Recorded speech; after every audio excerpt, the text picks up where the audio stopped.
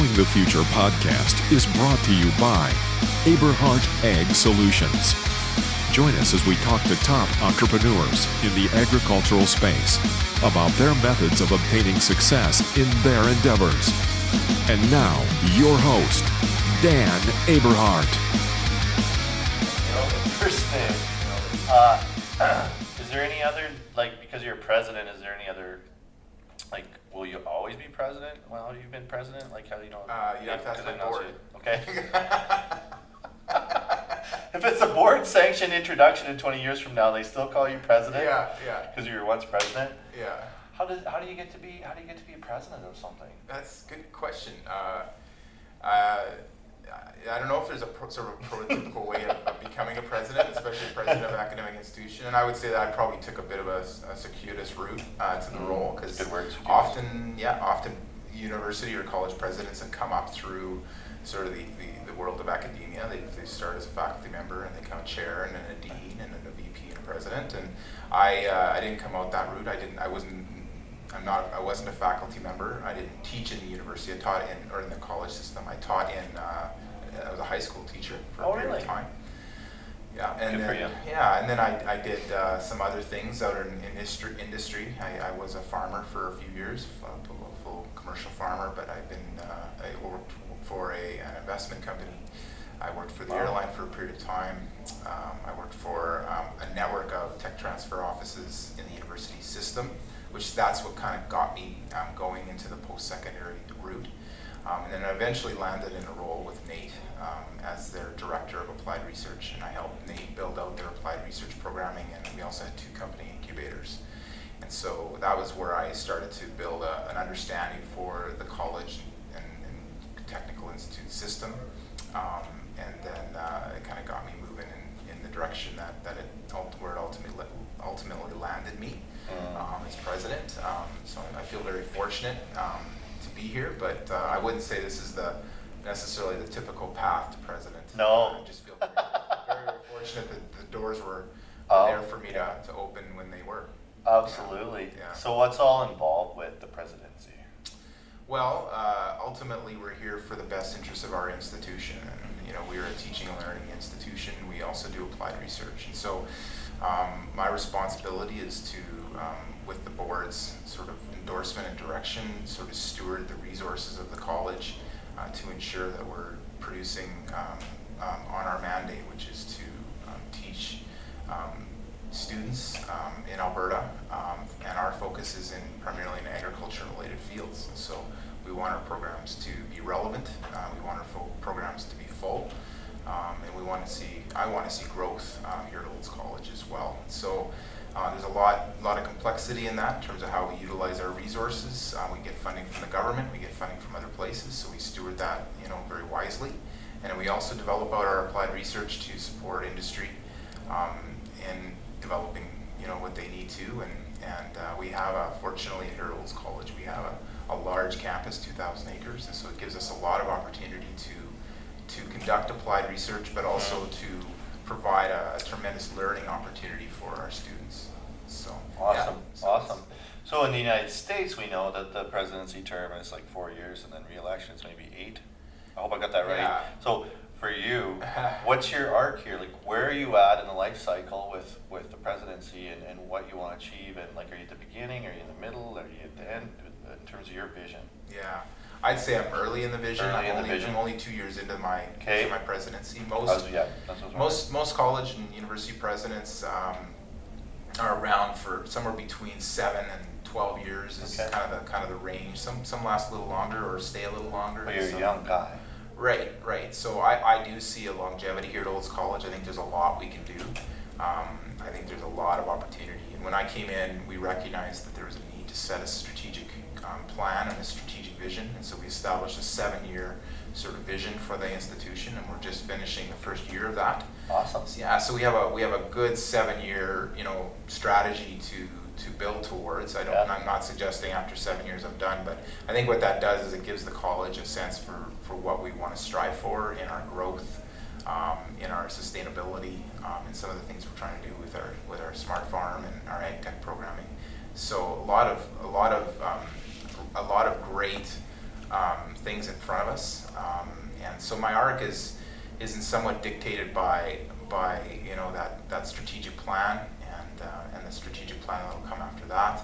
And I think as long as I'm producing good results for this institution and I feel like I'm contributing, I'll be very, very happy to be in the role. I feel very fortunate to be a part of the team. So you're into the tactical of the 7-year strategic plan. What's the 7-year plan? So basically it's built around a series of drivers. First and foremost, we want to be an excellent teaching and learning institution. We want to develop new programming, and we want to ensure our programming is relevant. So we've done a lot of work with as a team, really, to ensure that we're engaging our industries and making sure that each program is being guided by industry advisory committees, so that our curriculum is always relevant, and that we're also thinking a lot about how we can support our faculty and support our institution in ensuring that our teaching and learning programs are really strong. So that is built primarily, that's the foundation. We do see an opportunity for growth, so that is also a key driver for us. We do feel that we can grow by 50% in our enrollments over the next 7 years. There's certainly a demand for it within the agriculture sector, and so we will be launching a new school soon in agriculture technology, which is really exciting. Huge. And we see growth in other parts of our institution as well. As I talked about, we see growth in our applied research as well. We expect to double that in the next 7 years too. So that is really, looking at how we can support companies in their product development and their validation and their demonstration. And of course, we have a tremendous platform here with our farm to enable that kind of work. And we're in a great area. We're close to Calgary. We're close to, we're really in the center of the province where a lot of that agriculture technology innovation is happening. So we want to be a platform, a venue for a lot of that work. So that's a key driver. That smart ag tech driver is going to be important for our future. We need to be really mindful about what the sector needs when it comes to the technology and the data that's being sort of incorporated into this industry. We know that is that's a context that requires different kinds of skill sets, and so industry is helping us understand what those skill sets need to be, and we're looking at how we can build programming around that and evolve our existing program to serve that. So that's a lot of what our strategic plan is focused on, and I think it's a really exciting time to be at Olds College. I think you guys are looking at filling a huge gap in the market. Thank you. We're literally here sniffing around for good people in the industry to solve those problems. My brother, for his agronomy company, but not only his agronomy company, but there's a bigger vision. I know he interviewed Brianna yesterday. Brianna? Yeah. As a tech agronomist. She's a tech agronomist, yes, at the college. That's a new word. It is, yeah. And talking to Corey Wilness, whose company Crop Pro is being represented here, and Wes Anderson and Jeff Braun spoke yesterday. Yeah.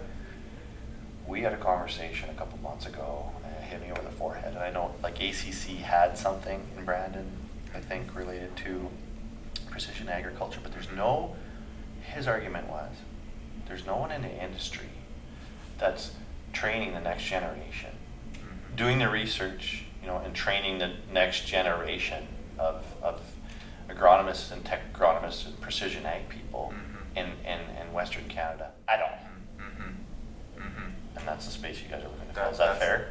I think it's a fair comment, and I certainly wouldn't debate that that perspective. I think that there are some good programming options across Western Canada that touch on that.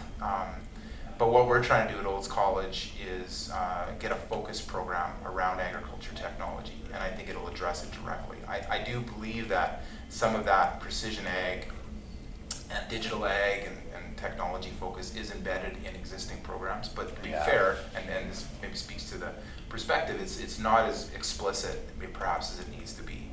And so I think developing a new program around ag tech where that is the predominant focus of the credential, I think is absolutely valid. We did the research early on in my tenure around what is it that Olds College needs to develop that's new. and it was very, very clear that we need to be focused on technology and how to support our students in developing the skill sets and how to utilize technology, which includes, the applications through precision ag and that sort of thing. So it absolutely is a space that isn't well served by the post-secondary system in Canada. Our research, and analysis led us to that conclusion as well, which is why we're developing the programming. I think other colleges in the system are also looking to develop programming, because I don't think that Olds College can serve that market. No, it's a huge market. It's a huge market. Huge gap. Right. So I think it's going to require colleges across the system to really, take a look at that gap and figure out how they're going to fill it in their own way. At Olds College, we're doing it through a new suite of programs in ag tech. And guys like Corey Wilness, they've been great at providing us with feedback on what that needs to look like. What those people are going to be called, like whether tech agronomist will stick, that doesn't really matter. It's a name, but there's other potential sort of names that these new professionals will be called. But the point is there will be a new set of professionals out there, and probably a bunch of them that are going to be needed in order to support agriculture and where it's going. I was just kind of chuckling to myself because I met somebody in the elevator last night who had some sort of drone that had like sub-millimeter accuracy or something for photography, this and that. And I was like, oh, well, I got a DJI Mavic. Yeah. It's just like, I was just thinking how fast everything's moving. And so we have education that was originally intended to help people that were rough and tumble, like rural folk, be better factory workers. It's not easy for people to work in the day of industrialization, 8 to 10 hours a day in the factory without proper indoctrination. That's where education come from. Now, where are we at with education? How do you fit when you run into somebody who's got the drone that can do things that I've never even heard of? And I consider myself, I talk to lots of precision ag people that use it in different ways. How does education fit it? Like, how do you keep up with something? Like, every year there'll be stuff you never even heard of. Yeah. I think part of the role of education institutions like ours is to teach people how to think. Right. I'm totally in agreement that often what our students are trained on, or what our students are trained to do, it often becomes obsolete, sometimes even before they've left the program. And so the question isn't really whether they can do that task. The question is whether they can critically think and do the next task. Right. The question is whether they can be creative, whether they can communicate. Right. So it's a lot of these soft skills that I think are important for these professionals to be successful. And so and I think in some ways Olds College has been ahead of the game, because we have had a farm where students have been put in the real world environment and have had to think creatively and deal with complex challenges. That goes right back to over 100 years ago when we started. We started as a demonstration farm and an education institution. So that hands-on learning environment, I think, instills those skill sets of creativity and problem solving. So that even if you were trained on something that's obsolete, when you hit the real world, so to speak, outside of this institution, you've been exposed to problems and challenges, and you can think creatively in a way that allows you to figure stuff out faster. Love it. If you're in the classroom getting taught, by the sage on the stage, as they say, Never heard that. That's cool. Yeah, Sage on the stage. Yeah, it's in those environments where you're absolutely right. Death by PowerPoint. Students will come out, graduates will come out of those programs, and they'll know how to do things, but they're pretty specific, and they're not necessarily hitting the mark when they get to industry. And I hear that all the time. Is industry reps often tell us, don't worry about teaching them exactly how to do the tasks. Teach them how to be creative. Teach them how to critically think. Teach them how to communicate, how to work with others. If we can produce students that have the basic skills, but also have those higher level soft skills, I think then we're starting to hit the mark. I love when you talk about soft skills, and I relate my experience at U of S, where at the time I was a young man, and I just had a son, and I was very serious about my marks and diligent about. I had a couple tag-alongs that were always like looking over my shoulder at the time. Sure. Hey, what did you get out of that class? And it was kind of funny that I was, for the while, I was that guy.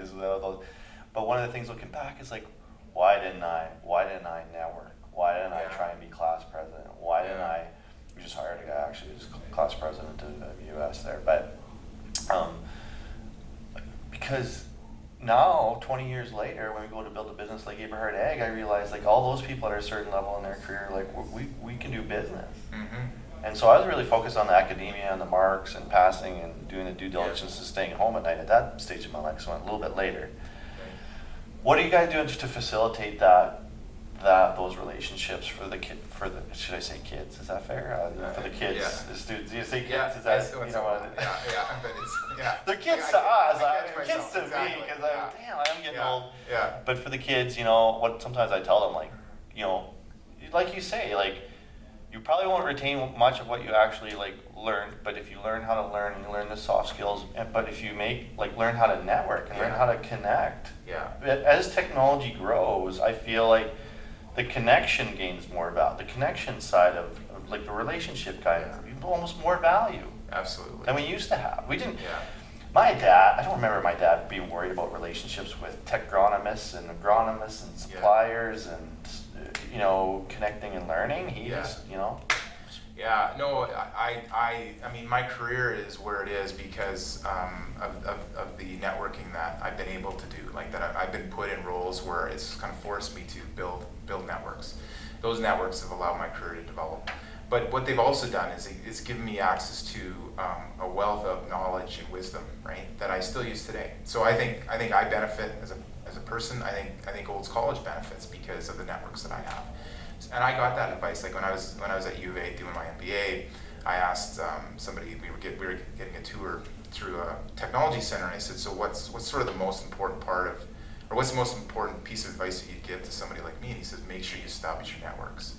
And as someone who, like, I'm naturally more of an introvert. I enjoy being alone, but I also enjoy being with people. But it's not as natural as some people. Like some people really like to get out and just network. And I have to kind of push myself to do it. And that was a sort of something that I took to heart.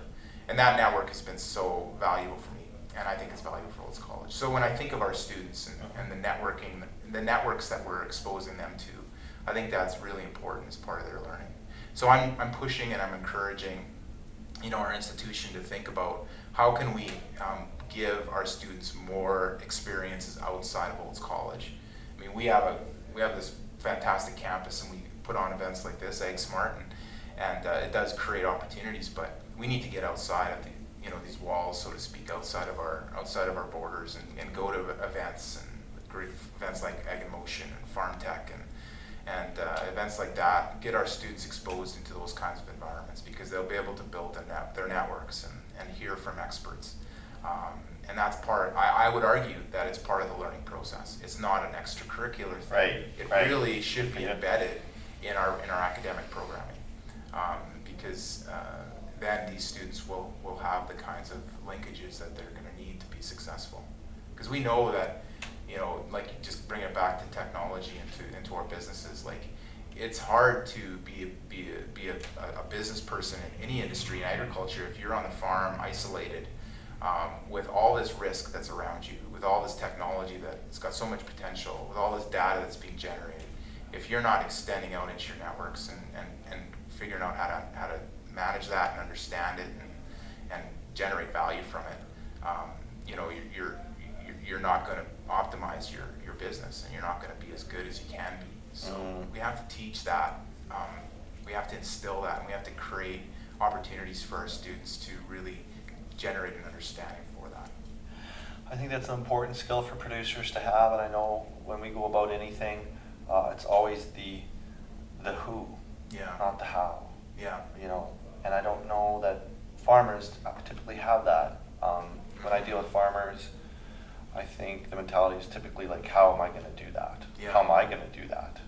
And in our business scaling in the last 4 years, and I know Terry's cultivated this mentality a lot of through strategic coach. It's always the who. It's always the who can help, like in our network, who can do this.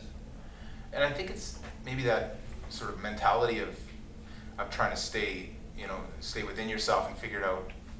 I think it's born out because you are strong, right? Like I don't We all know. grew up like Clint Eastwood on the Exactly. farm, like That's right. stoic. Strong, but also incredibly creative. Like the problem thing solvers. Exactly, problem solvers by nature, right? So we want to solve the problems. We have the skill sets and the creativity to solve the problems. I mean, that's the thing I really appreciate about the agriculture sector. They're brilliant people, creative people.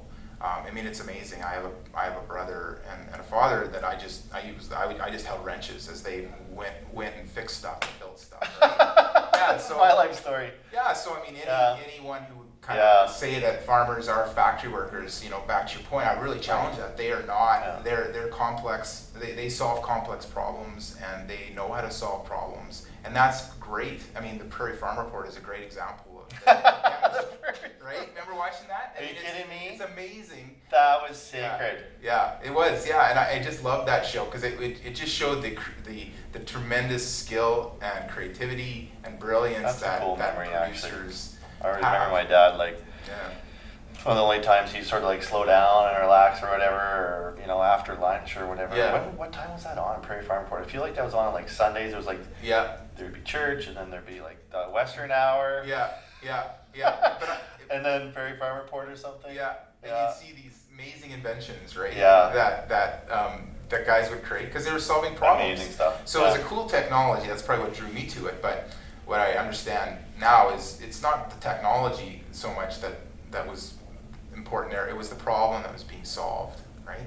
And that's, of course, what we're trying to do at Olds College is focus on the problems to be solved.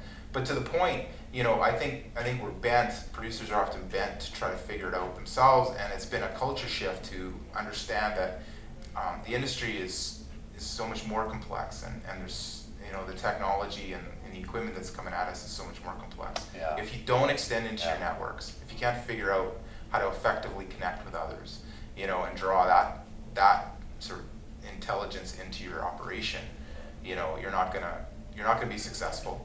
And so it's sort of a combination of both. How do we you know, produce as, you know, graduates that are ready to take on those complex problems, but also how do we produce graduates that understand when and how to network with their community? That's an interesting conversation. I love that you know, are framing it that way. And I think, you know, juxtapose my father against my brother. Like, my dad is a jack of all trades. Mm. You know, he could build anything, you know, fix anything, Yeah. do it himself. Yeah. But, you know, not much of a CEO or HR related mentality. Yeah. Meanwhile, my brother is on that second floor of the office that my dad built. Yeah. When they saw the potential bill for the labor, he's like, oh, we can do this ourselves. Yeah. But yeah, my brother's often up on the second floor there, overlooking the yard where Grandpa and Grandma started, but it's a true who, not how. Right? Yeah. But it's a different set of problems, I think. Yeah. You know? Absolutely. But I find, like, the part I like is opportunity for those of us that aren't jack of all trades. Mm-hmm. Hopefully, like, my unique ability would be connecting people that can do things in really unique, original ways. And Yeah. because I got no talent other than YouTubing, obviously. So tell me a little bit about, well, we're at the show here, and thanks for the media pass, by the way. Oh, you're welcome. Appreciate that a Yeah. lot. Yeah. It's a new thing for us anyways, and there's going to be a lot of content coming out. We had some conversations yesterday and today. That's good. Tell me a little bit about, like, you talked about events, going to events, but what about, brilliant, have an event and have people here. So Yeah. this is the second one that you guys had? This is the inaugural event. Okay. We've Done done an event 2 years ago. Yeah, we had an event 2 years ago that was a little broader, and we recognized that we learned a lot from that event. For sure. Yeah, and good on you. So we took those learnings and we worked with our partner in AgriTrade, and we sorted out, you know, what is it that sort of fills a gap. You know, we wanted to do something, but we also just didn't want to put on a show just to put on a show, because it's a lot of work. So what did you learn, and where are you now? Well, what we learned is we needed to focus. We needed to get a show that was focused on hands-on learning and education, and one that would actually deliver value to producers. So this show is, and we also learned that, you know, we can't expect it to be a massive show out of the gate, and nor does it need to be a massive show to be successful, right? No. So we decided, let's get a focused show. Let's focus on demonstrations. Let's provide an educational stream. Bring in experts. Let's make it entertaining and fun, and let's not worry about whether we start small, and but let's get it right, and then we can build from there. Right? Awesome. So, and we're hoping, you know, and it looks like, you know, it's turning out that way, that we are attracting producers that are also ready to make decisions, right? Buying decisions in particular, because we want our exhibitors to feel like they're getting some value. And so, so it's been good. We sold out our education stream the day before. So amazing. So we did a good job there, and the marketing was excellent. And the show itself, I think, is hitting a good tone. So I think what we're finding, what our learnings coming out of this show is, we certainly can, probably improve upon it. But we're finding that there is a niche for a technology-focused outdoor demonstration show with an education stream, we intend to continue with it and build from here. And I'm sure we'll get lots of feedback from those who are attending and producer and the exhibitors. But at this point, it's looking like we have something here to build upon. One of the interesting coaching that we received, or I received when we started this show, was the more that you can visualize your ideal audience member and narrow that down and speak to them, the more successful you'll be. Sometimes I struggle with that, because I want it to be a show for everybody, but really it's a show for us in Western Canadian agriculture that can relate. Where I find wherever we go, we have very common conversations very quickly, because we basically, really 80% of the time, we believe the same things, share the same core values. That's a really good way of, I don't know if I quite thought of it that way, but it makes, I should have, that makes a lot of sense. Let's just get it really clear on what that person is that we're looking to serve with this show. So today, who is it? Well, today, it is the producer. It's the as Rob Syke would call it, it's sort of the farm of consequence. It's the ones that are really at that commercial level, and are interested in exploring technology relevant to the challenges that they face, relative to the value that they want to create on their farm. So that's what our education sessions are all about, is really focusing on farmers of consequence and the challenges they face, and the opportunities that they have to build value. The technology that's being exhibited and demonstrated, it's sort of the same focus. So it's I think that's what we want to focus on. I think it's really linked well with what we want to do here at Olds College as well. We want to be very much known as an agriculture technical institution, but we don't want to be enamored by the technology. We don't want to just bring technology into our campus just for the sake of it. We want to focus on the problems and the opportunities, and then bring the technology in to see how it responds to those challenges. And so I think this show dovetails nicely with our broader vision at Olds College, and I think it also reflects the interests of AgriTrade. AgriTrade was very interested in doing something in the summer that complemented their show in the winter. So I think we have a show that represents the interests of both partners, and serves the industry, and also provides opportunities for our students and faculty as well. So think of your target audience. If you were to give an elevator pitch for them to come to AgSmart, what would you say? I'd come to AgSmart if you want to see what technology is out there that is relevant to their needs. And if they also want to see the kind of technology that is coming at them in the years to come, that's a good. And I would also say, it's a long elevator ride. No, I'd also say come to network. Because you'll meet some fantastic producers and some really interesting experts to learn from. Well, I ran into John Kowalchuk, and unfortunately he was taken in the seminars. Well, fortunately for him, unfortunately for me, because I wanted to get a producer's perspective, and we're going to have him on the show, I think, because he's a good advocate in agriculture, and I love talking just to producers, like, hey, what are you doing about this? What are you doing about that? How do you see this? It's so grounding for me, because sometimes we talk with a lot of industry folk, and then when I talk to producers, like, oh yeah, okay, that's Absolutely. You never want to lose touch with that. But I think you guys do speak to a great producer. Like, that the producers are here, are the kind of people that are willing to invest in time and money and capital in so many different ways to learn and get better. So as a business owner, then, just switching my hats here, so we have a agricultural distribution company, Eberhard Ag Solutions. My brother has an agronomy company, Sure Growth, Solutions now, I think they just rebranded. Solving a lot of problems yourself. Agronomy company, Sir Growth Solutions. You know, a large broadacre grain farm that's looking for solutions. So as business owners, what would you say to them coming to the show? Exhibitors looking for people to work for you, all these things. Yeah. Well, I mean, the key word there is solutions, right? This is a show about talking about solutions. And I think that's always a journey, right? Absolutely. You know, businesses will come and they'll have their ideas and they'll have their products and services that they're looking to sell, and producers are seeking those and wanting to generate better understanding for those. So for businesses and exhibitors that are looking to come to a show, they're gonna get exposed to producers, and they're gonna be able to explain to them why their solutions or their products and services, you know, are important for them. And they'll learn as well because producers are blunt and they're candid and they're wise. Love it. Right? Yeah, absolutely. And it's the same. Yeah, they are wise. You know, it's the same. They learned it the hard way. Yeah, absolutely, right. Yeah. So, so this is a great opportunity to have those conversations, to refine, you know, your products and services, just like the producers are coming here to refine their you know, operations, and it's great for us too, because we're here to refine, you know, our education programs and just continue to learn. So we really value from those conversations as well. So we're in inning 6, I guess, of the game here today, so to speak, Yeah. right now. Yeah. How are you feeling about the game so far? What would you change? What are you going to coach the people on when you get to the bench? You know. Yeah. What's the roster going to be next year? Yeah, I feel.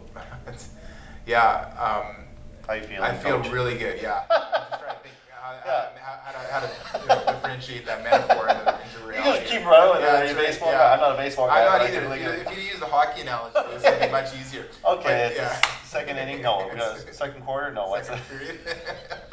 That's too much. Okay. Can't switch analogies mid-show, no, man. exactly. Don't ask me to do Yeah, that. that's right. Yeah, no. Well, first of all, I think I'm really thankful. I mean, I think the show is hitting a mark, and I'm thankful, you know, to our team here at Olds College. I'm thankful for our partners at AgriTrade, our show manager, Stacey Felkar and Suzanne Beeler. They've done a fantastic job of producing this show along with their team. So I'm just thankful. I think you know, we definitely produced a successful show. But there's a lot to learn. Yeah, I mean, there's some logistics things that I think we need to figure out. One of the things that we have, which is great, is we have a lot of space, that creates, you know, some interesting challenges in terms of logistics that we might not need to sort out, and those are pretty straightforward. I think that, you know, people will get to know the show. Like, I think there were certainly groups out there, companies that kind of took a watch and wait and see approach to whether this show would be relevant and hit the mark. And so hopefully we've demonstrated that. So I anticipate next year's show will have more response from those folks. So it'll grow, right? It'll grow, which is good. But, you know, I'm thankful for those companies and sponsors that took a bet on it, just like we did, right? Right.